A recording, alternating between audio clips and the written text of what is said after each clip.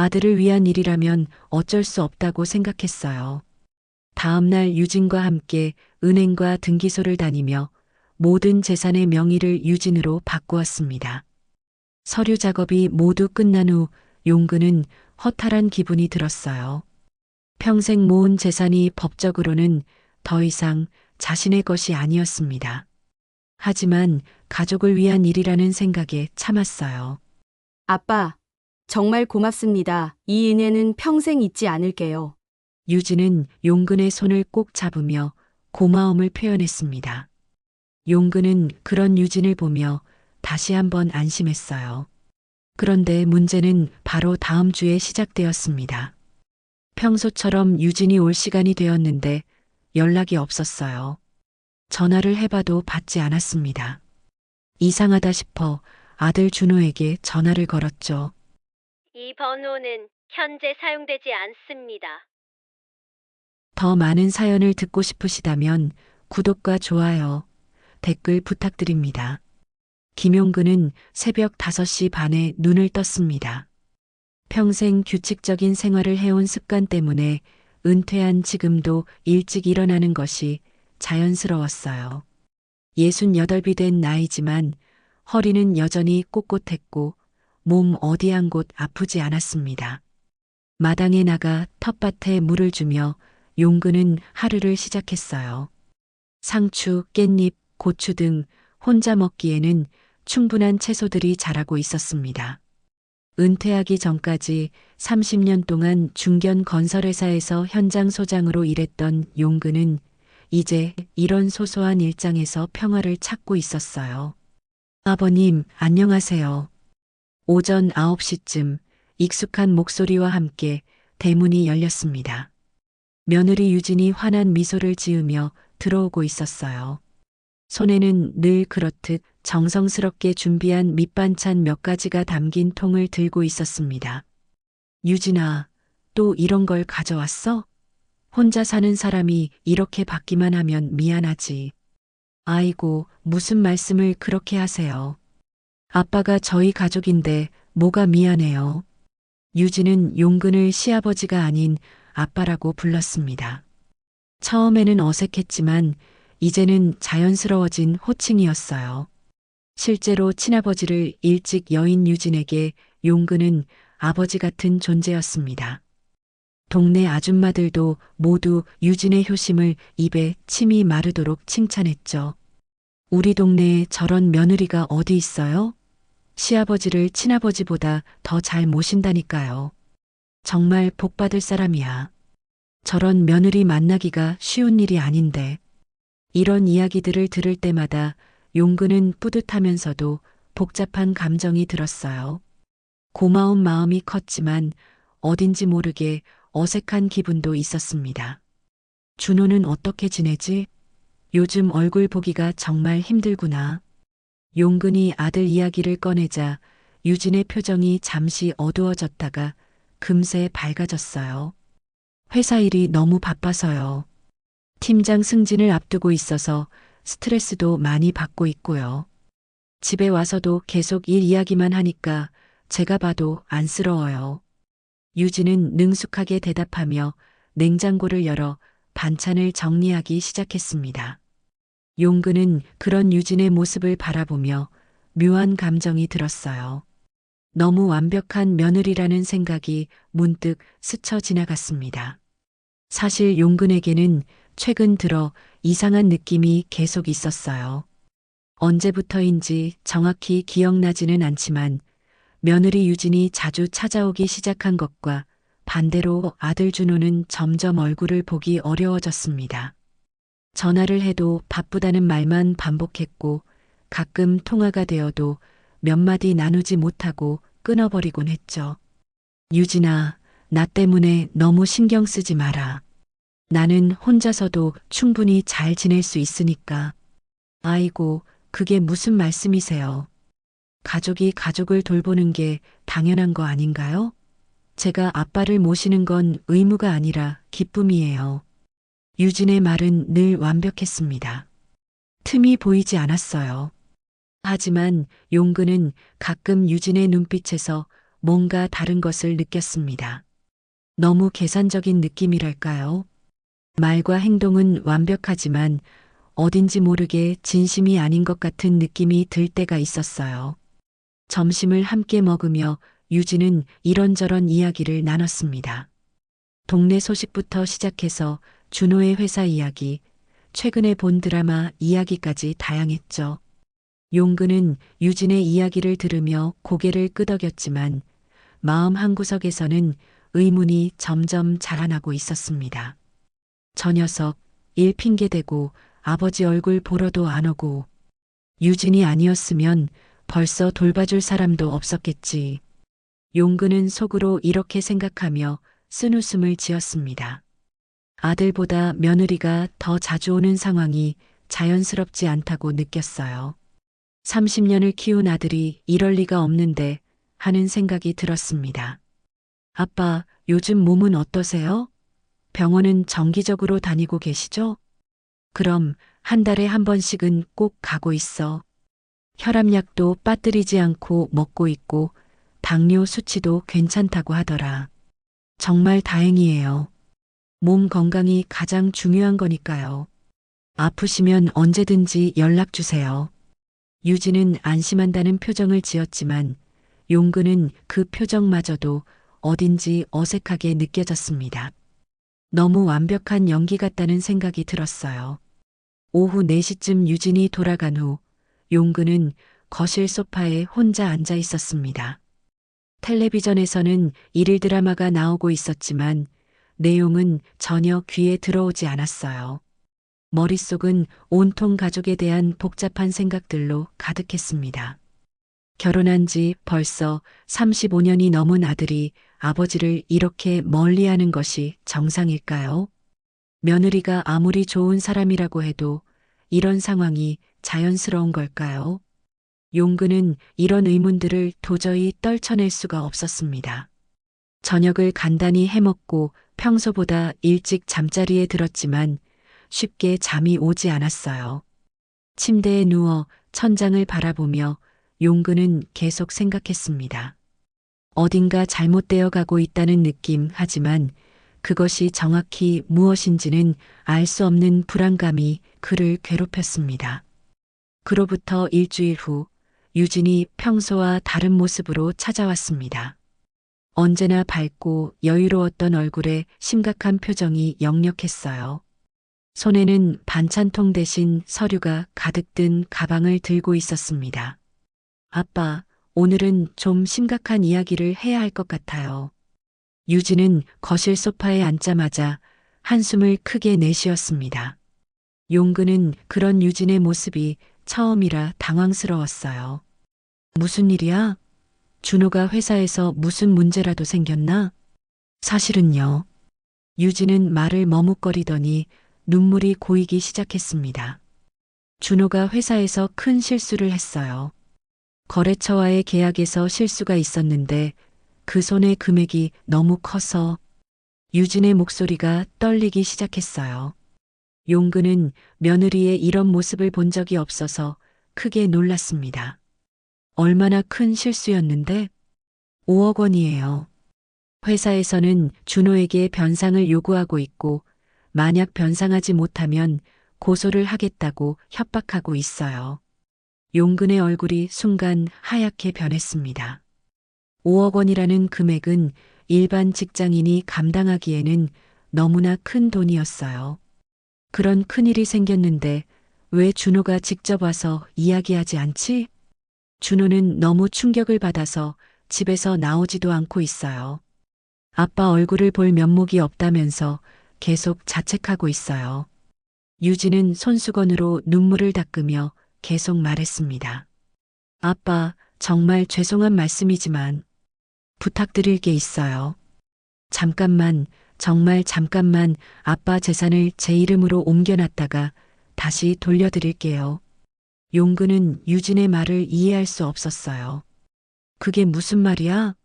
왜 갑자기 재산을 옮겨야 하는데? 회사에서 준호의 재산을 조사할 거라고 해요. 만약 가족 재산까지 포함해서 계산하면 변상 능력이 있다고 판단해서 더 큰 문제가 될 수 있어요. 그래서 일시적으로 제 이름으로 옮겨놨다가 모든 일이 정리되면 다시 돌려드리려고 해요. 유진의 설명은 그럴듯했습니다. 하지만 용근은 여전히 이해가 되지 않았어요. 그런데 내가 준호 부인인데 너한테 옮기면 소용없는 거 아니야? 제가 친정성을 그대로 쓰고 있잖아요. 법적으로는 다른 사람으로 인정받을 수 있어요. 변호사가 이 방법이 가장 안전하다고 했어요. 유진은 가방에서 서류를 꺼내며 설명을 이어갔습니다. 부동산 명의 이전 서류, 예금 명의 변경 서류 등이 이미 준비되어 있었어요. 아빠, 정말 죄송합니다. 하지만 이렇게 하지 않으면 평생 모은 재산을 모두 잃을 수도 있어요.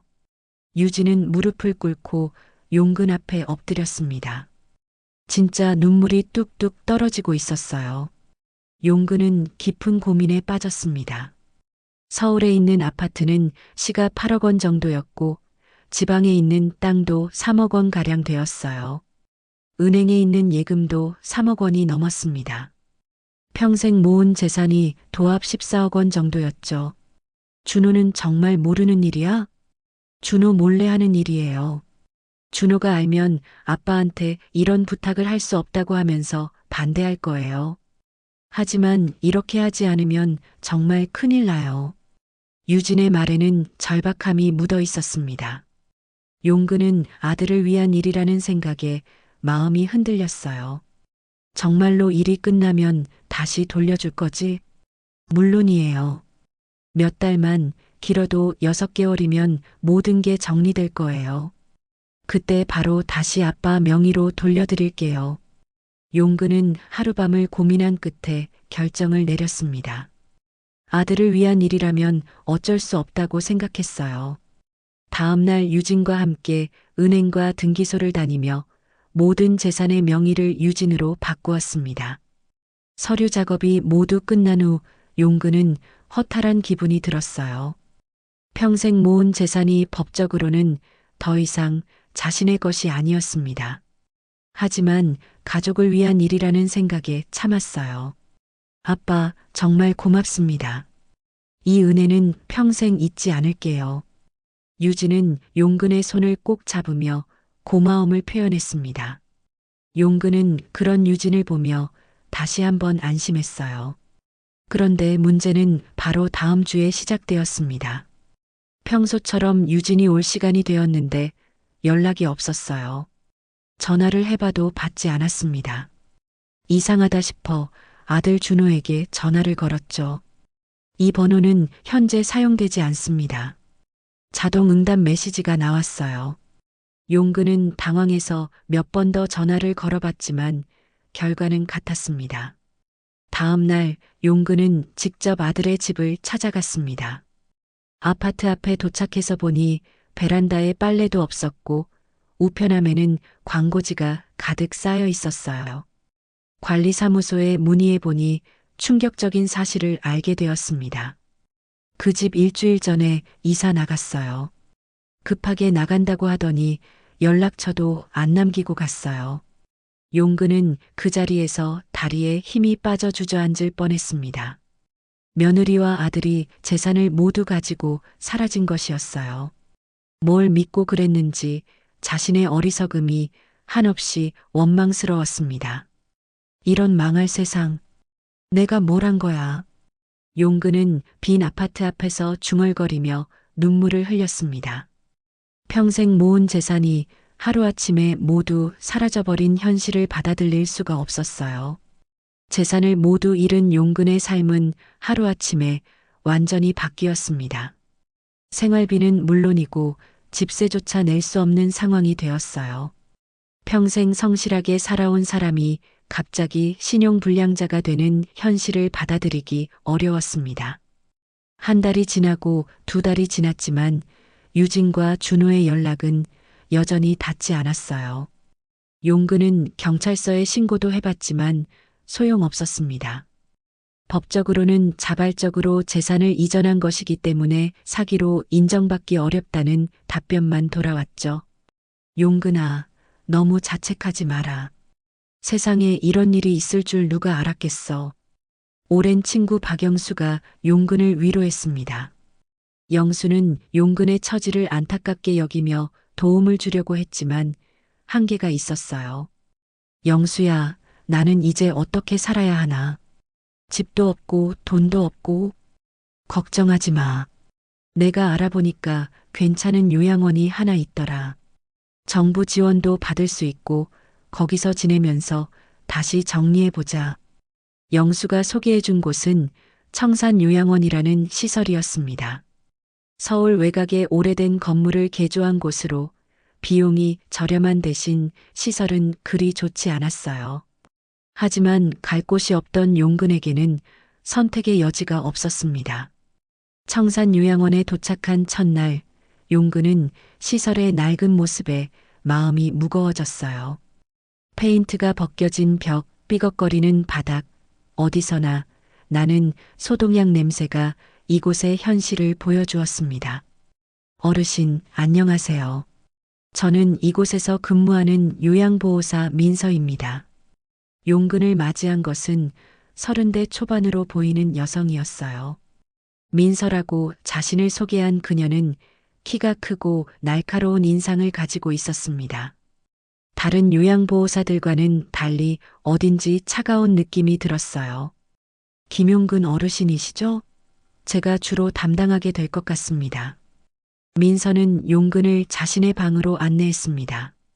4인실이었지만 다른 어르신들은 거의 말이 없거나 치매 증상이 있어서 대화가 어려웠어요.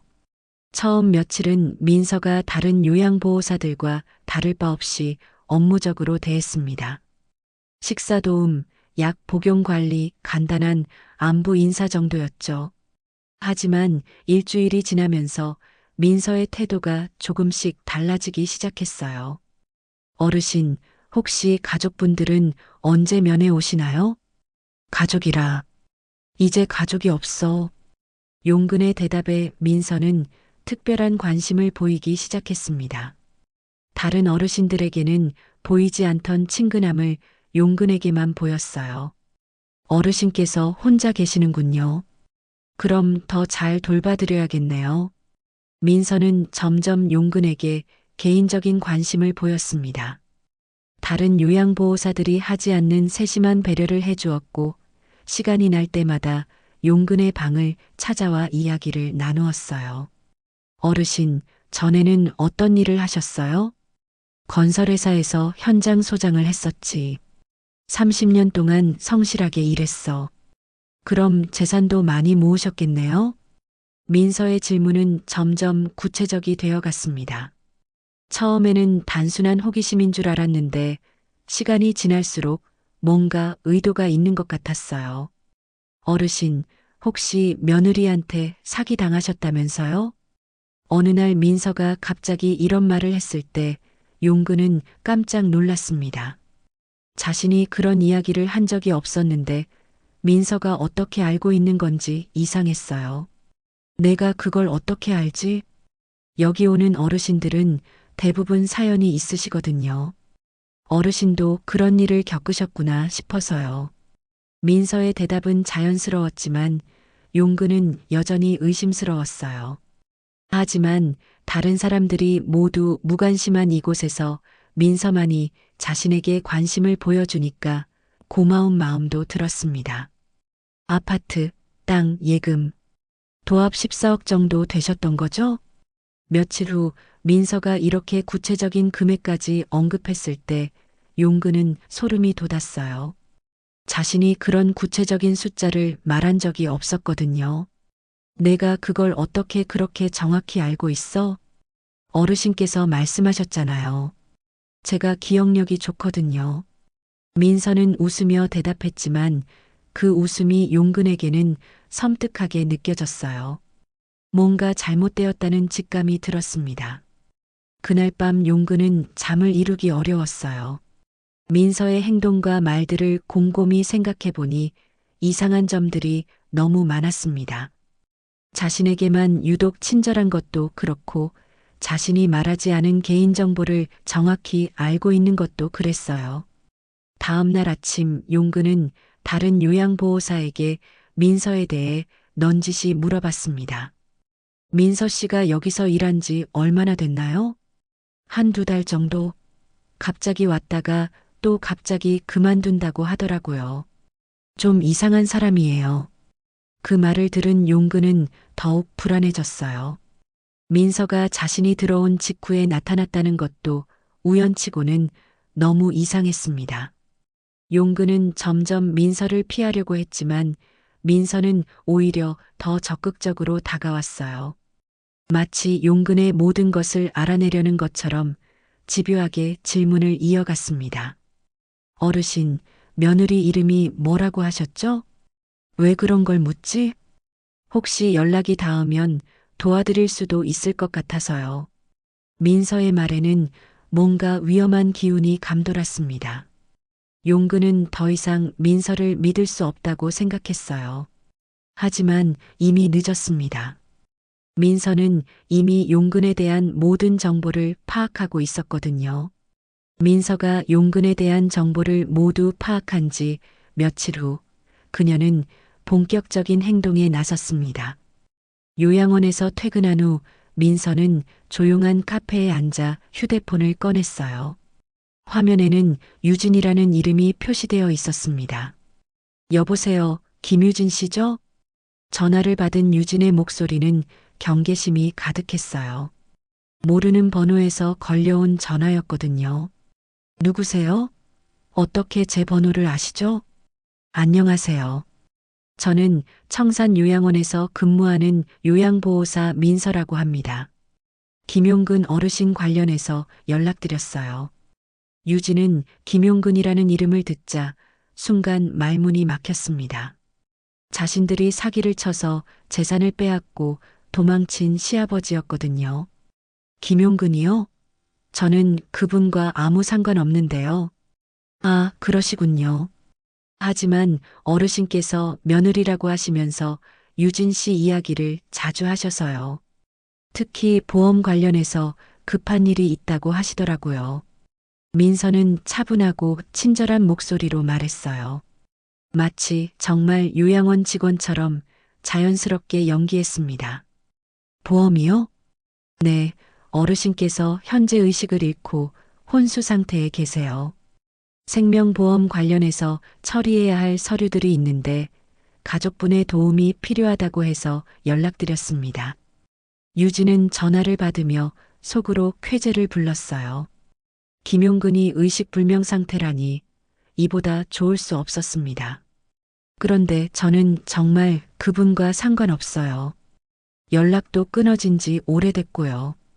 그러시군요. 하지만 어르신 보험증서에 수익자로 유진 씨가 등록되어 있더라고요.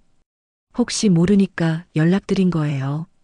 민서는 거짓말을 자연스럽게 이어갔습니다. 실제로는 그런 보험 같은 건 존재하지 않았지만 유진의 탐욕을 자극하기에는 충분했어요. 수익자요? 얼마나 되는 보험인가요? 유진의 목소리에 관심이 묻어나기 시작했어요. 돈 이야기가 나오자 태도가 바뀐 것이었습니다. 2억 원 정도 되는 것 같아요. 정확한 금액은 서류를 확인해 봐야겠지만요. 2억 원이라고요? 유진은 흥분을 감추지 못했어요. 김용근에게서 빼앗은 재산도 모자라서 보험금까지 받을 수 있다니 이런 횡재가 어디 있겠습니까? 네, 그런데 어르신 상태가 위중해서 언제까지 버티실지 모르겠어요. 혹시 관심이 있으시면 한번 오셨다가 서류 정리 도와주실 수 있을까요? 아, 네. 그럼 제가 한번 가보죠. 언제가 좋을까요? 유진은 더 이상 김용근과 상관없다는 말을 하지 않았어요. 2억 원이라는 금액 앞에서 모든 경계심이 사라진 것이었습니다. 내일 오후 2시쯤 오시면 될 것 같아요. 저희 요양원 주소는 민서는 요양원 주소를 알려주며 전화를 끊었어요. 그리고 나서 혼자 차가운 미소를 지었습니다. 다음 날 오후 2시 유진은 청산요양원에 나타났습니다. 고급 브랜드 옷을 입고 명품 가방을 든 모습이 초라한 요양원과는 대조적이었어요. 김용근에게서 빼앗은 돈으로 호화 생활을 하고 있다는 것이 한눈에 보였습니다. 유진 씨죠? 안녕하세요. 민서예요. 민서는 정중하게 유진을 맞이했어요. 하지만 마음속으로는 유진의 모든 행동을 관찰하고 있었습니다. 어르신은 어떠세요? 정말 위중한가요? 네, 일주일 전부터 의식을 잃으셨어요. 의사 선생님도 언제까지 버티실지 장담하기 어렵다고 하시네요. 민서는 거짓말을 계속 이어갔어요. 실제로 용근은 멀쩡히 살아 있었지만 유진은 그 사실을 알 리가 없었습니다. 그럼 빨리 보험 처리를 해야겠네요. 서류는 어떻게 하면 되나요? 보험회사에 연락해서 진단서와 함께 청구서를 제출하시면 됩니다. 제가 도와드릴게요. 민서는 미리 준비해둔 가짜 서류들을 유진에게 보여주었어요. 그럴듯하게 만든 서류들이었지만 모두 위조된 것들이었습니다. 그런데 한 가지 확인하고 싶은 게 있어요. 민서가 갑자기 진지한 표정을 지으며 말했어요. 뭔가요? 어르신께서 가끔 의식이 돌아오실 때가 있는데 유진 씨에 대해서 좋지 않은 말씀을 하세요. 무슨 일이 있었던 건가요? 유진의 얼굴이 순간 굳어졌어요. 하지만 금세 태어난 척했습니다. 글쎄요, 별일 없었는데. 나이 드시면서 기억이 좀 혼란스러우신 것 같아요. 아, 그렇군요. 그런데 며느리가 재산을 빼앗고 도망갔다고 하시더라고요. 치매 증상인 것 같죠? 민서는 일부러 이런 말을 던져봤어요. 유진의 반응을 보기 위해서였습니다. 네, 아마 그럴 거예요. 나이 드시면 그런 망상을 하시잖아요. 유진은 자연스럽게 대답했지만 목소리에 긴장감이 묻어 있었어요. 그럼 혹시 그런 일은 정말 없었던 거죠? 실제로 재산을 빼앗긴 것은 아니고요? 당연히 없었죠. 그런 일이 있었으면 제가 여기 와서 보험 처리를 도와드리겠어요? 유진은 웃으며 대답했지만 민서는 그 웃음이 가짜라는 것을 알고 있었어요. 맞네요. 그럼 서류 작성 도와드릴게요. 민서는 유진과 함께 가짜 보험 청구서를 작성했습니다. 유진은 의심하지 않고 모든 서류에 서명했어요. 2억 원이라는 돈에 눈이 멀어서 판단력을 잃은 것이었습니다. 이제 며칠 안에 처리될 거예요. 연락드릴게요. 고생하셨어요. 정말 감사합니다. 유진은 기분 좋게 요양원을 떠났어요. 김용근이 죽으면 보험금까지 받을 수 있다는 생각에 들떠 있었습니다. 하지만 유진은 몰랐어요. 민서가 지금까지의 모든 대화를 몰래 녹음하고 있다는 사실을 말이죠. 특히 김용근이 죽기를 바라는 듯한 유진의 태도와 재산 편취 사실을 부인하는 모습까지 모두 녹음되어 있었습니다. 민서는 유진이 떠난 후 녹음 파일을 확인하며 만족스러워했어요. 이제 본격적인 복수가 시작될 차례였습니다. 더 많은 사연을 듣고 싶으시다면 구독과 좋아요, 댓글 부탁드립니다. 유진과의 만남 이후 민서는 본격적인 조사에 착수했습니다. 요양원에서의 업무는 겉으로만 하고 실제로는 유진의 과거를 파헤치는데 모든 시간을 쏟았어요. 민서에게는 특별한 능력이 있었습니다. 사람들의 과거를 추적하고 약점을 찾아내는 일에 능숙했거든요. 며칠 동안의 조사 끝에 민서는 충격적인 사실들을 발견했습니다. 유진이 김용근에게 한 일이 처음이 아니었던 것이죠. 과거에도 비슷한 수법으로 다른 노인들을 속여 재산을 편취한 전과가 있었어요. 역시 그렇군. 한번 사기꾼은 영원한 사기꾼이야. 민서는 유진의 과거 기록들을 보며 차가운 미소를 지었습니다. 5년 전에는 독거노인에게 접근해서 양자 명의로 재산을 빼앗았고 3년 전에는 치매 환자의 가족인 척하며 예금을 인출한 기록이 있었어요. 더 놀라운 것은 유진이 이런 일들을 혼자 한 것이 아니라는 점이었습니다. 남편 준호가 공범이었어요. 준호는 직장에서 얻은 정보를 이용해 재산이 많은 독거노인들을 찾아내고 유진이 직접 접근해서 사기를 치는 역할 분담을 하고 있었습니다. 완벽한 사기 커플이네. 이번에는 제대로 끝장을 내주지. 민서는 유진의 약점을 완전히 파악했다고 생각했어요. 하지만 아직 결정적인 증거가 필요했습니다. 유진을 완전히 무너뜨릴 수 있는 확실한 증거 말이죠. 일주일 후 민서는 유진에게 다시 전화를 걸었습니다. 유진 씨, 안 좋은 소식이 있어요. 어르신께서 어젯밤에 돌아가셨어요. 전화 너머로 유진의 숨소리가 들렸어요. 놀란 것인지 기뻐하는 것인지 알 수 없는 침묵이 이어졌습니다. 아, 그러셨군요. 갑작스럽네요. 유진의 목소리에는 슬픔이 전혀 없었어요. 오히려 안도하는 듯한 톤이었습니다. 그럼 이제 보험 처리를 본격적으로 하셔야겠네요. 내일 오셔서 최종 서류 작성하시겠어요? 네, 그럴게요.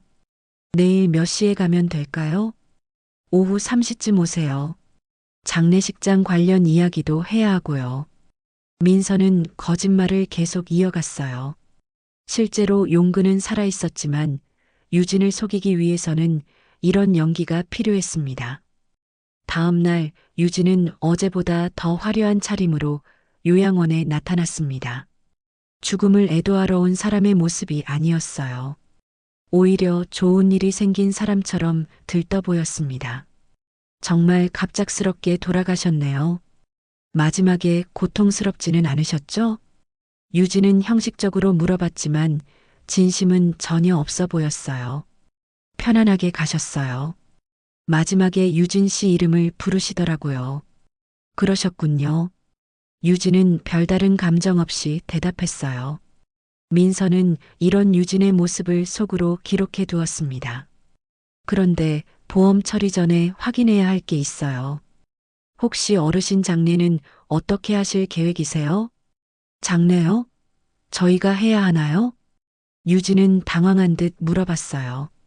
장례 비용까지 부담하고 싶지 않다는 속마음이 드러났습니다. 가족이 없으시니까 유진 씨가 처리하셔야죠. 보험금을 받으시려면 장례를 치러야 해요. 아, 그렇군요. 그럼 간단하게 하죠. 너무 비용이 많이 들지 않게요. 유진의 말에서 김용근에 대한 정이 전혀 느껴지지 않았어요. 오직 돈에만 관심이 있다는 것이 너무나 명확했습니다. 그럼 화장으로 하시고 간단한 추도식 정도만 하실까요? 네, 그게 좋겠어요. 민서는 유진과 대화하면서 계속 녹음을 하고 있었어요. 특히 유진이 김용근의 죽음을 전혀 슬퍼하지 않는 모습, 장례 비용을 아끼려는 모습들을 모두 기록했습니다. 참, 그런데 한 가지 더 확인하고 싶은 게 있어요. 민서가 갑자기 진지한 표정을 지으며 말했어요. 뭔가요? 어르신께서 돌아가시기 전에 의식이 잠깐 돌아오셨을 때 이상한 말씀을 하셨어요. 유진의 얼굴이 순간 굳어졌어요. 어떤 말씀을요? 며느리한테 재산을 모두 빼앗겼다고 14억이나 되는 돈을 다 가져갔다고 하시더라고요. 그건 치매 때문에 하신 말씀이에요. 실제로는 그런 일 없었어요. 유진은 당황하며 부인했지만 목소리에 떨림이 있었어요. 그런데 너무 구체적으로 말씀하시더라고요. 서울 아파트, 지방 땅, 은행 예금까지 정확한 금액을 다 말씀하시고요. 정말 치매 때문이에요. 그런 일은 없었습니다. 유진은 계속 부인했지만 식은땀을 흘리고 있었어요. 알겠어요. 그럼 보험 서류마저 작성하시죠. 민서는 더 이상 추궁하지 않고 서류 작성을 도왔어요. 하지만 속으로는 유진의 반응을 모두 관찰하고 있었습니다. 서류 작성이 끝난 후 유진이 돌아가자 민서는 곧바로 행동에 나섰어요. 지금까지 녹음한 모든 파일을 정리하고 유진의 과거 범죄 기록들을 종합해서 하나의 파일로 만들었습니다. 그리고 그날 밤 민서는 특별한 선물을 준비했어요. USB 하나에 모든 증거 자료를 담고 짧은 편지를 썼습니다. 김유진 씨에게 이 영상들과 음성 파일들을 당신 남편 직장과 친정 부모님께 보내드릴까요? 아니면 조용히 인생 정리하고 사라지시겠어요? 선택은 당신의 몫입니다. 내일 오후 5시까지 청산 요양원으로 오세요. 민서는 이 USB와 편지를 유진의 집 앞에 몰래 두고 왔어요. 이제 유진이 어떤 선택을 할지 지켜볼 차례였습니다. 다음 날 오후 4시 민서의 휴대폰이 울렸어요. 당신 누구야? 뭘 원하는 거야?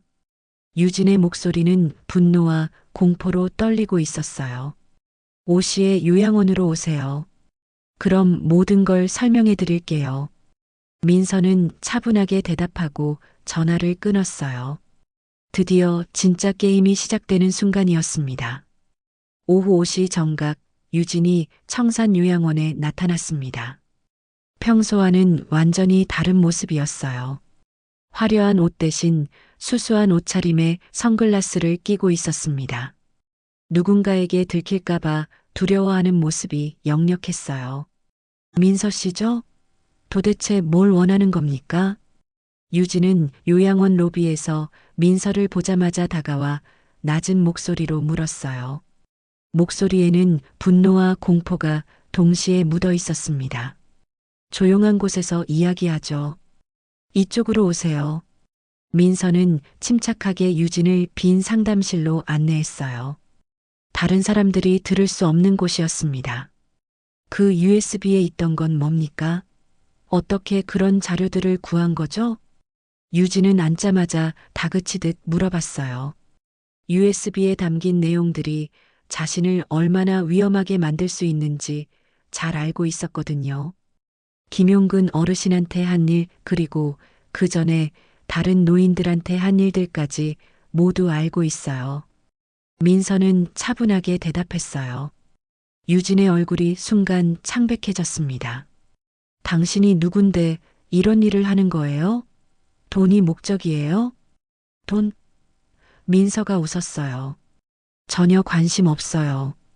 나는 다른 목적이 있거든요. 민서는 가방에서 오래된 사진 한 장을 꺼냈어요. 20년 전쯤 찍은 것으로 보이는 사진이었습니다. 젊은 여자와 어린아이가 함께 찍은 가족 사진이었어요. 이 사진 기억나세요? 유진은 사진을 보자 얼굴이 더욱 하얗게 변했어요. 분명히 기억하는 사진이었습니다. 설마, 맞아요. 나는 민서예요. 당신이 20년 전에 버린 그 아이. 민서의 말에 유진은 의자에서 일어날 뻔했어요. 믿을 수 없다는 표정이었습니다.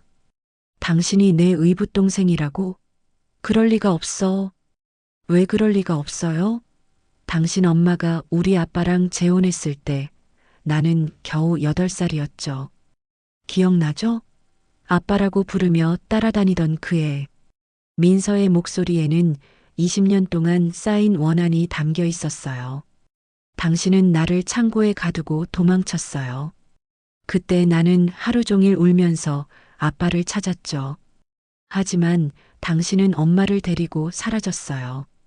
유진은 말문이 막혔어요. 그때의 기억이 생생히 떠올랐거든요. 어린 민서를 버리고 도망친 것은 사실이었습니다. 그래서 복수하려는 거예요? 그 일 때문에? 그것만이 아니에요. 당신이 김용근 어르신한테 한 일을 보고 확신했어요. 당신은 절대 변하지 않는 사람이라는 걸. 민서는 테이블 위에 또 다른 자료들을 꺼내 놓았어요. 유진이 과거에 저지른 사기 사건들의 기록이었습니다. 5년 전 독거노인 최 할아버지, 3년 전 치매 환자 박 할머니, 그리고 이번 김용근 어르신까지. 당신은 계속 같은 짓을 반복하고 있어요. 유진은 그 자료들을 보며 절망했어요. 자신의 모든 과거가 밝혀진 것이었습니다. 당신이 원하는 게 뭐예요? 돈이에요? 이미 말했잖아요. 돈은 관심 없다고. 나는 당신이 제대로 된 대가를 치르길 원해요. 민서는 휴대폰을 꺼내 녹음 앱을 실행했어요. 지금부터 당신이 김용근 어르신한테 한 일을 자세히 말해보세요. 모든 과정을 솔직하게. 그럴 수 없어요. 그럼 이 자료들이 모두 언론과 검찰에 넘어갈 거예요. 당신 남편 회사에도 보내고요. 민서의 협박에 유진은 어쩔 수 없이 입을 열었어요. 김용근한테 준호 일 때문에 돈이 필요하다고 거짓말했어요. 그래서 재산을 제 명의로 옮겨달라고 했고, 계속하세요. 처음부터 가져갈 생각이었어요. 돌려줄 생각은 없었고, 준호도 같이 계획한 일이었어요. 유진은 울면서 모든 것을 자백했어요. 민서는 그 모든 내용을 녹음했습니다. 다른 사건들도 말해보세요. 민서의 강요에 유진은 과거의 사기 사건들까지 모두 털어놓았어요. 어떤 수법을 썼는지, 얼마나 많은 노인들을 속였는지 상세하게 말했습니다. 녹음이 끝난 후 민서는 만족스러운 표정을 지었어요. 이제 이 자료들을 가지고 검찰에 고발하겠어요. 당신과 준호 모두 감옥에 가게 될 거예요. 제발 한 번만 봐주세요. 다시는 이런 일 안 할게요. 유진은 무릎을 꿇고 빌었지만 민서는 무표정했어요. 20년 전에 8살짜리 아이가 울면서 빌 때는 무시했으면서 이제 와서 빌어봤자 소용없어요. 민서는 자리에서 일어났어요. 내일까지 김용근 어르신 재산을 모두 돌려놓으세요. 그리고 자수하세요. 그러면 조금이라도 형량을 줄일 수 있을 거예요. 만약 그렇게 하지 않으면 이 모든 자료가 언론에 공개될 거예요. 사기꾼 부부의 정체가 세상에 알려지겠죠. 유진은 완전히 무너졌어요. 더 이상 빠져나갈 구멍이 없다는 것을 알았거든요. 다음 날 민서는 약속한 대로 모든 자료를 정리해서 검찰에 고발했어요. 유진의 자백 녹음, 과거 사기 기록들, 그리고 김용근에게서 받은 증언까지 모두 포함된 완벽한 고발장이었습니다. 일주일 후 유진과 준호는 경찰에 체포되었어요. 연쇄 사기 혐의로 구속되었습니다. 언론에서도 큰 관심을 보였고 그들의 사기 수법이 상세히 보도되었어요. 용근은 경찰을 통해 이 모든 사실을 알게 되었습니다. 자신을 속인 며느리와 아들이 체포되었다는 소식, 그리고 그 일을 해결해 준 사람이 민서라는 사실까지. 그 아가씨가 왜 이런 일을 해준 건지 모르겠네. 용근은 민서에게 고마움을 느꼈지만 동시에 궁금함도 컸어요. 왜 자신 같은 남의 일에 그렇게까지 나서준 건지 이해할 수 없었거든요. 이제 진실을 마주할 시간이 다가오고 있었습니다. 유진과 준호가 체포된 지 사흘 후 용근은 요양원 정원에서 혼자 앉아 있었습니다. 법적으로는 모든 재산을 되찾게 되었지만 마음은 복잡했어요. 35년을 키운 아들이 자신을 속이고 재산을 훔쳐 달아났다는 현실을 받아들이기 어려웠습니다. 어르신, 괜찮으세요? 뒤에서 들려온 목소리에 용근이 고개를 돌렸어요. 민서가 조심스럽게 다가오고 있었습니다. 평소와는 다른 표정이었어요. 차갑고 계산적이던 모습 대신 어딘지 슬픈 표정이 역력했습니다. 민서야, 고마워. 내가 아니었으면 평생 억울하게 살 뻔했어. 용근은 진심으로 고마워했어요. 하지만 여전히 이해할 수 없는 부분이 있었습니다. 그런데 왜 나 같은 남일에 그렇게까지 도움을 준 거야? 아무리 생각해도 이해가 안 돼. 민서는 잠시 말을 머뭇거렸어요. 그리고 천천히 입을 열었습니다. 어르신, 제가 고백할 게 있어요. 고백? 사실 저는 어르신과 남 사이가 아니에요. 용근은 민서의 말을 이해할 수 없었어요.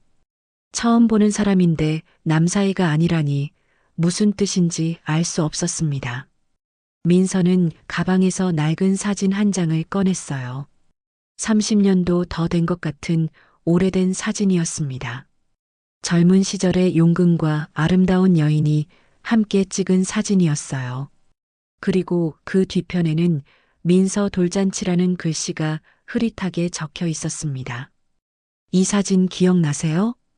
용근은 사진을 받아들고는 눈을 크게 떴어요. 30년 전의 기억이 선명하게 떠올랐습니다. 그때 사랑했던 여인 정미와 함께 찍은 사진이었어요. 이건 정미와 찍은 사진이잖아. 어떻게 내가 이걸 가지고 있지? 정미가 제 엄마였어요.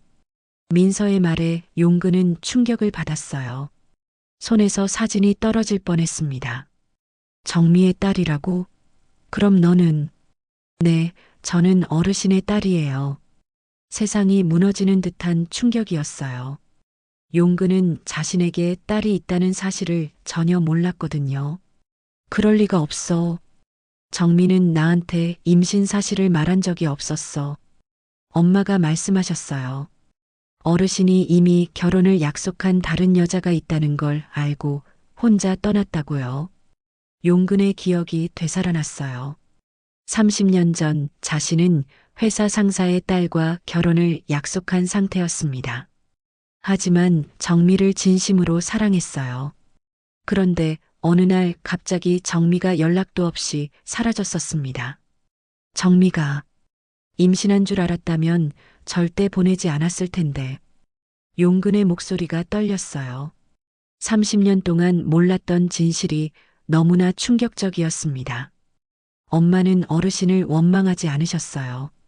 대신 저를 혼자 키우시면서 어르신 이야기를 자주 해주셨죠. 좋은 사람이라고, 언젠가는 만날 수 있을 거라고. 정미는 지금 어디 있어? 나는 꼭 만나야 해. 민서의 얼굴이 어두워졌어요.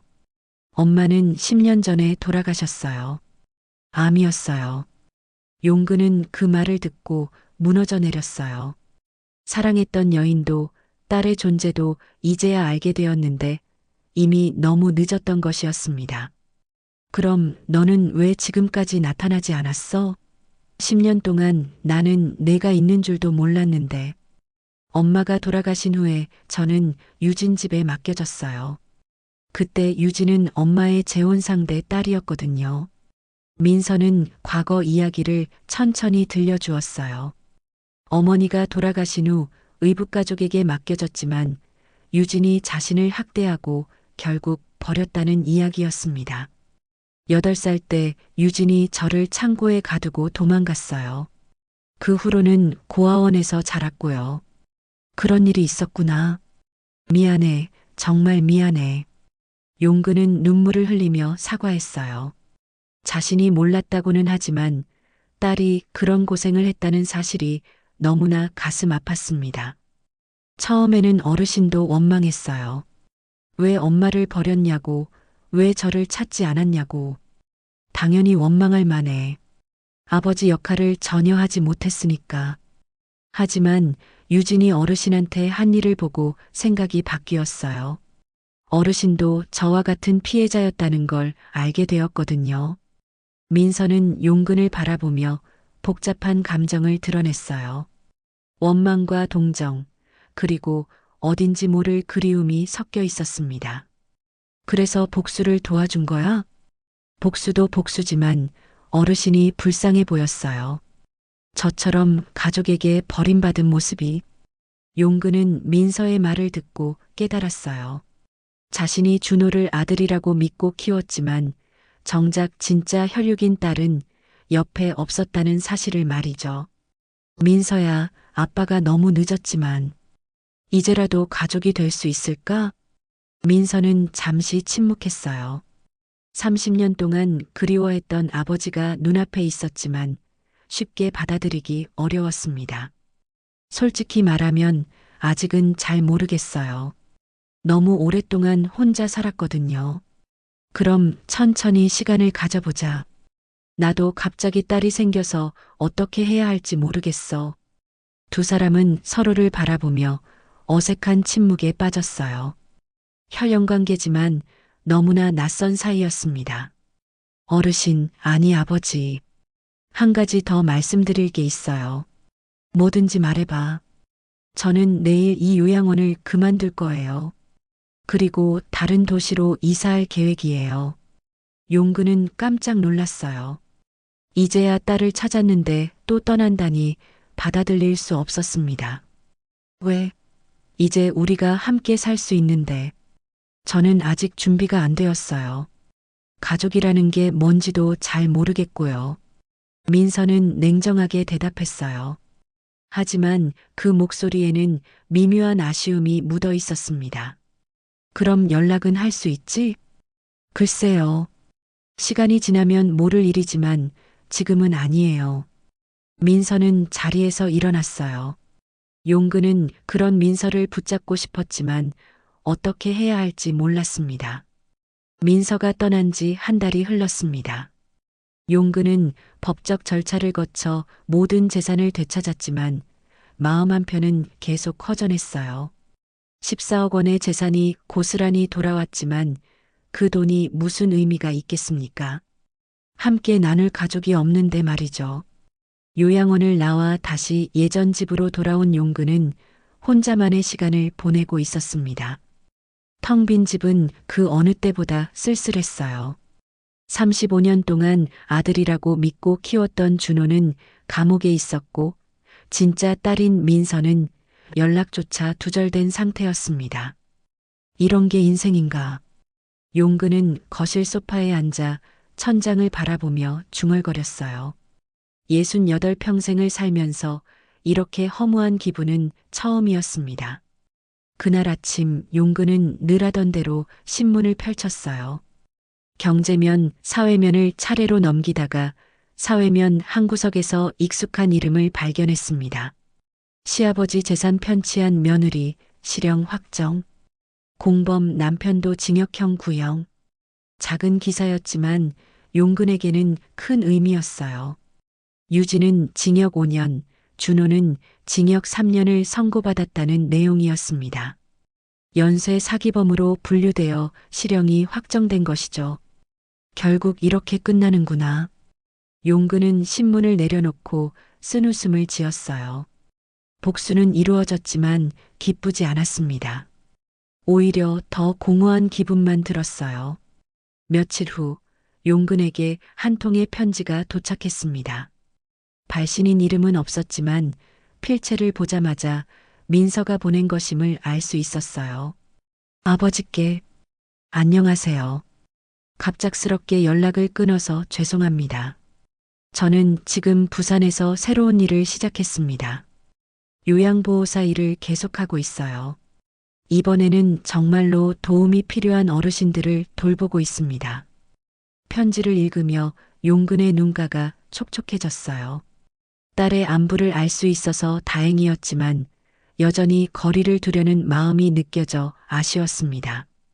아버지도 건강하게 지내시길 바랍니다. 아직은 가족이라는 것이 어색하지만 언젠가는 진짜 아버지와 딸이 될 수 있을지도 모르겠어요. 그날까지 건강하세요. 편지 마지막에는 부산의 주소가 적혀 있었어요. 민서가 자신의 위치를 알려준 것은 아마도 완전히 관계를 끊지는 않겠다는 의미인 것 같았습니다. 용근은 편지를 소중히 접어서 서랍에 넣었어요. 그리고 종이를 꺼내 답장을 쓰기 시작했습니다. 민서에게 편지 고마워. 내가 새로운 시작을 했다니 다행이야. 아빠는 너를 기다릴게. 언제든지 돌아오고 싶을 때 돌아와. 그때까지 나도 더 나은 아버지가 되도록 노력할게. 편지를 붙이고 며칠 후 용근은 중요한 결정을 내렸어요. 혼자 이 큰 재산을 가지고 있을 이유가 없다고 생각했거든요. 용근은 변호사를 찾아가 유언장을 작성했습니다. 재산의 절반은 민서에게, 나머지 절반은 고아원과 요양원에 기부하기로 했어요. 특히 청산요양원 같은 열악한 시설들이 개선될 수 있도록 돕고 싶었습니다. 어르신, 아직 건강하신데 벌써 유언장을 작성하시는 이유가 있나요?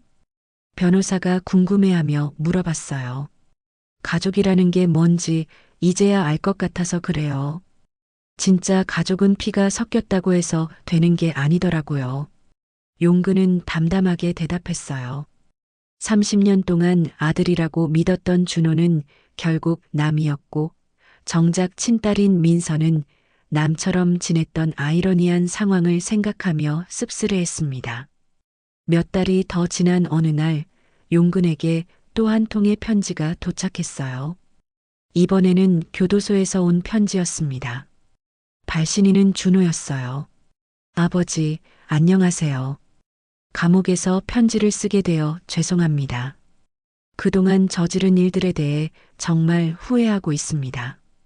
아버지를 아버지라고 부를 자격도 없지만 한 번만 용서해 주세요. 용근은 편지를 읽다가 중간에 찢어버렸어요.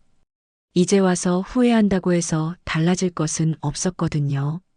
30년을 키워줬는데 이런 식으로 배신하다니. 용근은 찢어진 편지 조각들을 쓰레기통에 버리며 분노했어요. 하지만 그 분노도 이제는 무의미했습니다. 가을이 깊어가는 어느 날, 용근은 혼자 공원을 산책하고 있었어요. 단풍이 물든 나무들 사이로 한 무리의 가족이 지나가는 모습이 보였습니다. 할아버지, 아버지, 어린 손자가 함께 웃으며 걷고 있었어요. 저런 게 진짜 가족이겠지. 용근은 그 모습을 부러워하며 바라봤어요. 자신에게는 없는 따뜻한 가족의 모습이었습니다. 집으로 돌아온 용근은 민서에게서 온 편지를 다시 꺼내 읽었어요.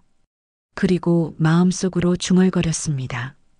피는 물보다 진하다고? 가끔은 독보다 진하지. 용근의 눈가에는 눈물이 아닌 세월의 무게가 깃든 깊은 회한이 남아 있었어요. 진짜 가족을 찾았지만 너무 늦어버린 현실, 가짜 가족에게 배신당한 상처는 쉽게 아물지 않았습니다. 그래도 용근은 희망을 완전히 놓지 않았어요.